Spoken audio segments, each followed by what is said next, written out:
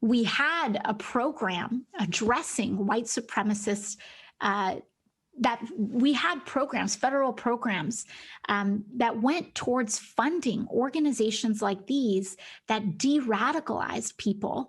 And President Trump pulled the plug on federal funding for some of these programs. And so one thing that we know is that we have to get that funding right back up, and we probably need to double, triple, quadruple, or increase funding for these de-radicalization programs. So listen, let this moment radicalize you. Let this moment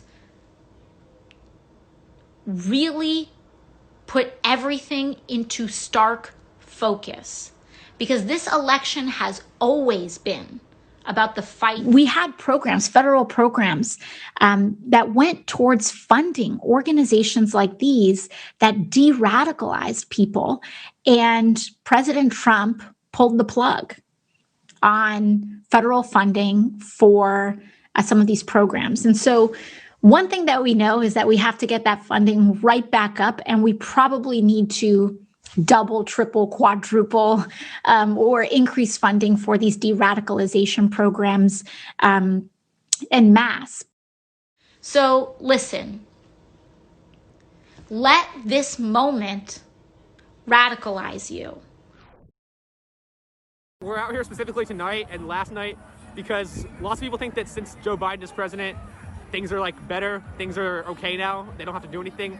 We want to show that we don't believe that. We're not going to get complacent. We're still going to try to help people as much as possible, no matter who's president. Why are you out here? What are you passionate about? I'm passionate about reform. I'm passionate about changing things and believing in change. I'm passionate about abolishing places that put kids in cages. Having Joe Biden as president doesn't change things for you? No. How come? Because it's still president, it's still government. It's not gonna change. I mean, Kamala Harris is still a cop. Joe Biden is still the president, and it's not gonna change. But he has a different philosophy towards different things. It's still the same political system, and the system that is the issue. I'd like to see complete change. What are the main issues for you? Immigration, education, and defunding the police. I want to see Medicare for all. I want to see funding pulled away from police departments and funneled into organizations within communities that actually help build up the communities, rehabilitation centers for people who have addictions, communities where the houseless can get off of the streets and get back on their feet and be able to live in homes instead of in tents. Immigration is, to me, a non-issue. We are in a world of absolute abundance. There is so much wealth in this country that is not being distributed to the people. It is being hoarded by a small percentage of people who exploit their workers. And there is no reason for people to be told that they can't come here when we have all of these resources available. There are so many empty houses in this country. There are so many empty apartment buildings, but there are so many people who are living on the street because they can't afford to pay that bill.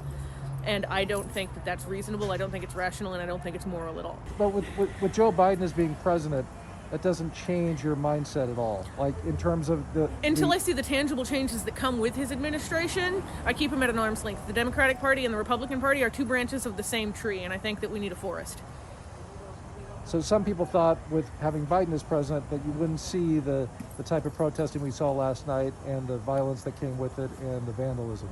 I think that those people need to look at Joe Biden's records of how he has voted on certain laws in Congress and Kamala's history as a prosecutor and a cop, and realize that there's absolutely no reason based off their histories and their policies that we would stop these protests, because they still defend the things that we are fighting against. It's not boo Donald Trump, boo Republicans. It's boo funding the police, boo police brutality, and boo an unjust system.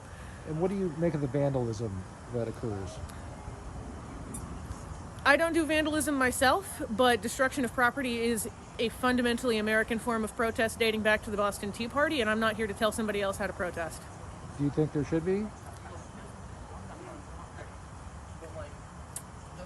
I think it's up to the individual. If that is what you think you have to do to get your point across and show your government that that's where you stand, then by all means, you do you. I've seen some vandalism that is absolutely gorgeous street art. I've seen some that the penmanship leaves something to be desired, but it's not my place to police someone's protest. But busting out windows and breaking glass and those kinds of things? In comparison to the issues that we are protesting, those seem like very small problems to me. There is a lot of anger and rage, and there's a lot of hopelessness in people my age and people I know who feel like no matter how you vote, no matter what you do, they're not listening. A riot is the language of